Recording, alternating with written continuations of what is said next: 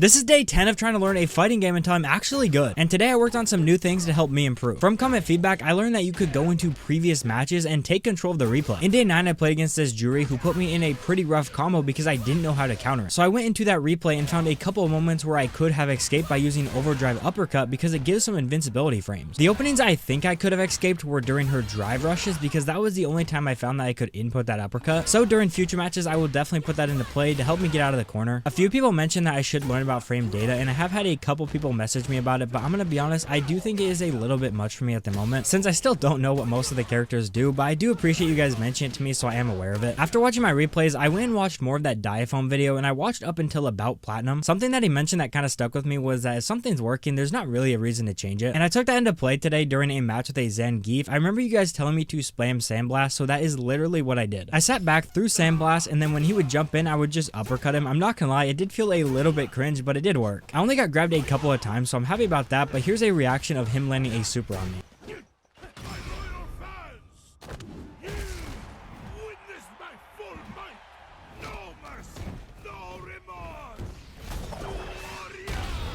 Okay, in my defense, I was not expecting him to just jump over me and super me, but it was kind of funny and I still won the match anyways. After finishing the video, I jumped into some training drills that Diafoam recommended, which was creating two different replays. One of the replays was a jump into DI, and then the other one was a double jump, so that way I can practice my aerials and DI defense in one training. I think it's really easy to go into drills and just kind of do them mindlessly, so this helped me pay attention. I did that drill for a bit, and then I jumped into online matches, and I went from 7,500 to 8,400. I think my neutral felt pretty good today, but I do need to work on getting out of corners. I feel like that's where I take a ton of damage because I don't really know what mix-ups are possible, so I don't really know what to expect. I also need to pay more attention to see if my first hit actually hits, because sometimes I feel like I go into autopilot into my typical combo, then I get punished after they block it. I know I can't be perfect with this because it's part of the game, but I did notice in my replays I would do it like 3 times in a row. But that was day 10. I feel like I learned a lot today by watching my replays and through the Diafoam video. Anyways, follow me to track my progress. Bye.